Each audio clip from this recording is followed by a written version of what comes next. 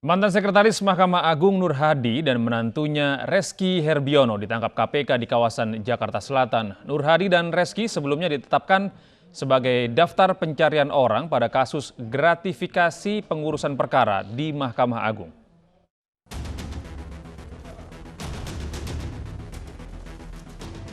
Nur Hadi dan Reski ditangkap di sebuah rumah di kawasan Simpruk, Jakarta Selatan pada Senin malam. Mantan Sekretaris MA Nur Hadi dan menantunya Reski Herbiono telah lama ditetapkan sebagai daftar pencarian orang.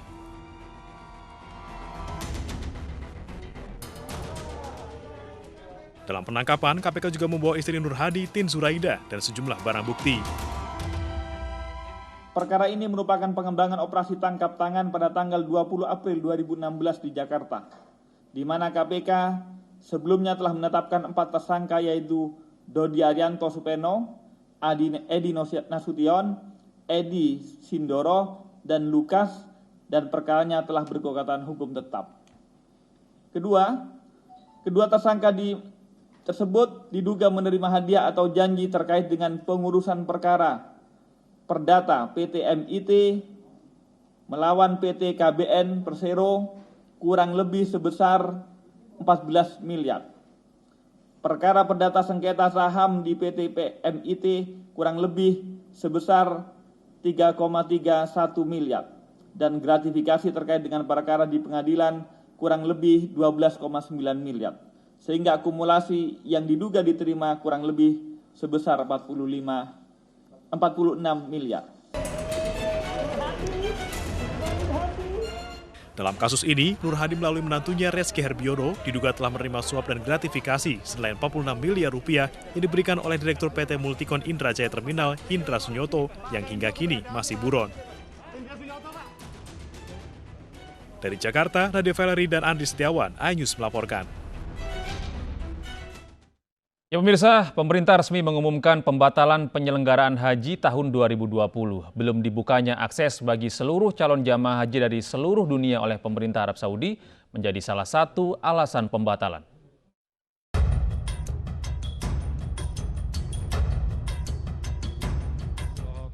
Pemerintah akhirnya mengumumkan pembatalan pemberangkatan haji tahun 2020. Pembatalan didasari atas tidak dibukanya akses jemaah haji dari negara manapun karena adanya COVID-19. Pihak Arab Saudi tak kunjung membuka akses bagi jemaah haji dari negara manapun.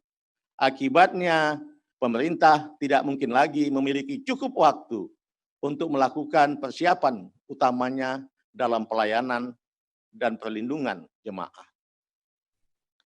Berdasarkan kenyataan tersebut, pemerintah memutuskan untuk tidak memberangkatkan jemaah haji pada tahun 2020 atau tahun 1441 Hijriah ini.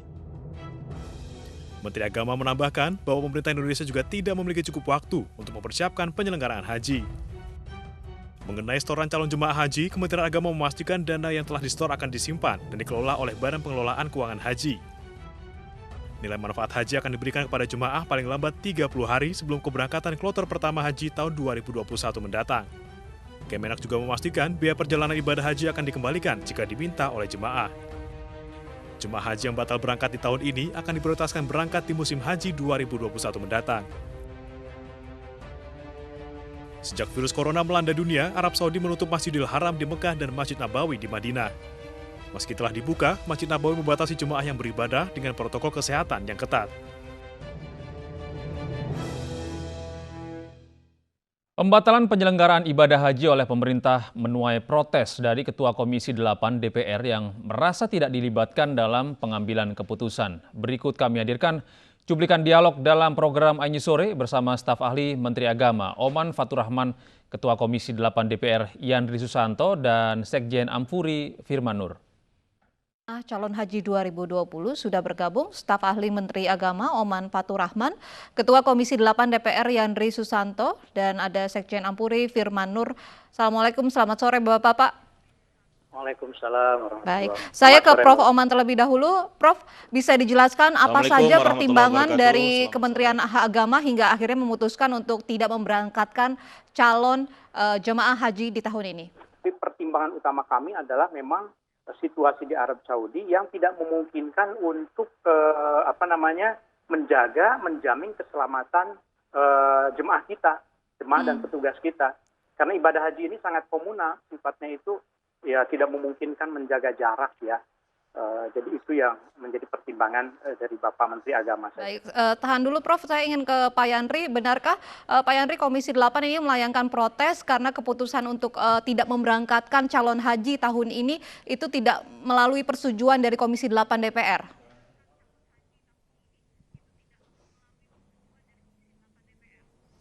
Ya, terima kasih Mbak. Assalamualaikum warahmatullahi wabarakatuh.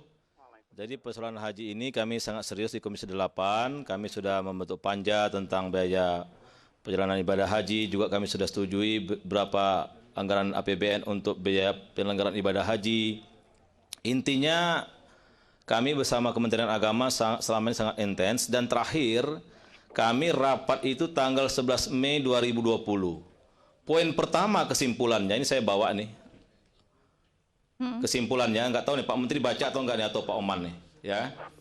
Setahu saya bacakan secara tegas dan Pak Menteri setuju bahwa Komisi 8 DPR RI akan melakukan rapat kerja secara khusus dengan Menteri Agama Republik Indonesia untuk membahas kebijakan diselenggarakan atau tidaknya penyelenggaraan ibadah haji. Jadi batal tidaknya itu harus melalui rapat kerja di DPR dan regulasi masalah haji di Undang-Undang Nomor 8 tahun 2019 sudah sangat jelas bagaimana keputusan-keputusan penting tentang haji dan umroh itu diputuskan bersama-sama antara pemerintah dan DPR. Ya, terima kasih banyak yang terhormat Pak Ketua Komisi 8. Nanti untuk di tingkat pimpinan tentu Pak Menteri saya kira yang akan berkomunikasi ya. Tugas saya ingin menyampaikan menindaklanjuti kebijakan ini, mensosialisasikan ke masyarakat dan seterusnya. Dan saya kira saya yakin nanti Pak Menteri Agama itu akan berkomunikasi dengan memang mitra utama kita ya di Kementerian Agama. Jadi mohon maaf, saya tidak dalam kapasitas untuk menjelaskan itu barangkali ya. Jadi tidak bisa menjawab dananya mau dikemanakan, pertanggungjawabannya seperti apa, karena ini menyangkut banyak umat, begitu Pak Prof. Oman? Muhammadiyah menganggap tepat keputusan pemerintah yang membatalkan pelaksanaan ibadah haji tahun 2020. Pernyataan ini disampaikan Sekretaris Jenderal Pengurus Pusat Muhammadiyah Abdul Mukti pada Selasa siang. Keputusan Menteri Agama yang membatalkan penyelenggaraan haji tahun 1441 Hijriah ini, walaupun secara resmi pimpinan pusat Muhammadiyah belum menyampaikan pendapatnya, saya menilai keputusan tersebut merupakan keputusan yang tepat karena memang situasi saat ini sangat tidak memungkinkan untuk pelaksanaan ibadah haji. Selain karena alasan yang bersifat operasional, secara syar'i juga memang haji itu dipersyaratkan bagi mereka yang mampu. Walillahi 'alan nasi hajjul baiti man istata'a ilaihi sabila. Nah, mampu itu menurut saya ada 5 aspek yang ada di dalamnya. Yang pertama, mampu secara biaya atau istita'ah fil mal.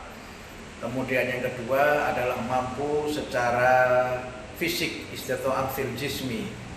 Kemudian yang ketiga adalah mampu secara manasik atau istita'ah fil ilmi. Kemudian yang keempat adalah mampu dari sisi keadaan, istita'ah fil hali. Dan yang kelima adalah mampu secara penyelenggaraan atau istita'ah fil nidhomi. Kalau secara materi saya kira jamaah sudah mampu karena mereka sudah melunasi ONH atau BPIH. Presiden Joko Widodo meninjau Masjid Istiqlal jelang pemberlakuan new normal pada Selasa pagi. Meski belum dipastikan untuk dapat digunakan kembali, namun renovasi beberapa bagian masjid hampir rampung.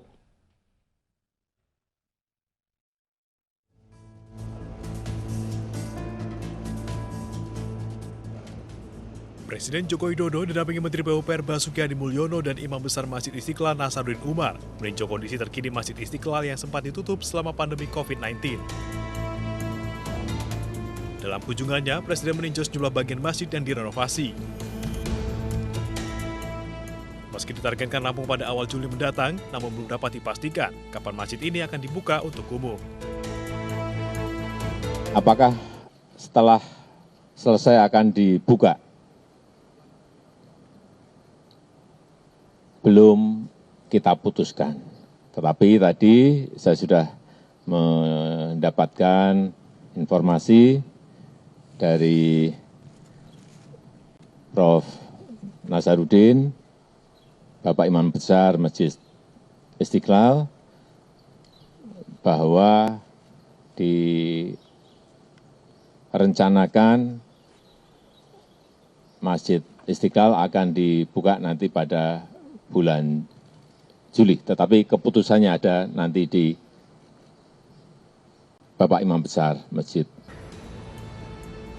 Presiden meminta protokol kesehatan tetap dijalankan untuk mencegah persebaran corona.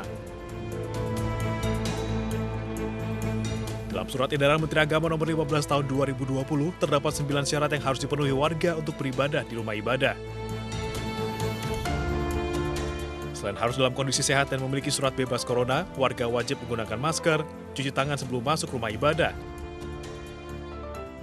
tidak berjabat tangan, dan tetap menjaga jarak. Anak-anak dan lansia juga tidak diperkenankan ibadah berjamaah.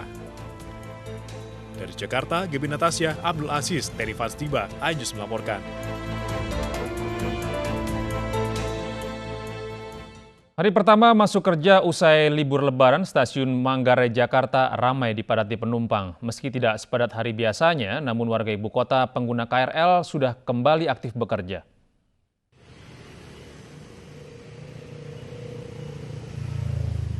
Stasiun Manggarai menjadi lokasi transit bagi pengguna KRL ibu kota untuk menuju sejumlah titik seperti Tanah Abang, Sudirman, hingga Jakarta Kota.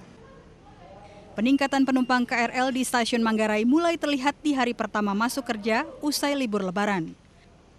Petugas mencatat peningkatan penumpang hingga 30%. Sebelum masuk ke dalam stasiun, petugas KRL memeriksa suhu tubuh dan meminta para penumpang untuk mengenakan masker.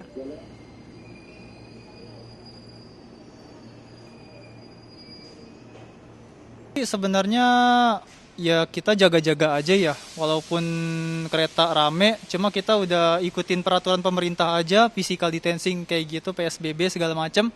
Yang penting kitanya ikutin aturan aja, insya Allah selamat lah. Untuk tujuan apa Mbak? Aku mau interview kerja. Oh, dari interview kerja ya? Iya. Terus ini takut nggak KRL? Awalnya sih takut, tapi sekarang udah sepi gitu sih Kak. Yang dilakukan bagaimana kalau di KRL? Social distancing, jadi dipisah-pisah gitu. Iya. Untuk menghadapi new normal, PT KCI menyiapkan 3 tahap pengoperasian kereta komuter atau KRL. Dari Jakarta, Baby Kristami, Jaka Samsa, Khairul Arifin, iNews melaporkan. Sementara itu PT Kereta Api Indonesia Persero memastikan telah memperpanjang operasional kereta api luar biasa hingga tanggal 7 Juni 2020. Perpanjangan ini sesuai dengan surat edaran Dirjen Perkeretaapian Kemenhub yang menyatakan perpanjangan pengoperasian kereta api luar biasa.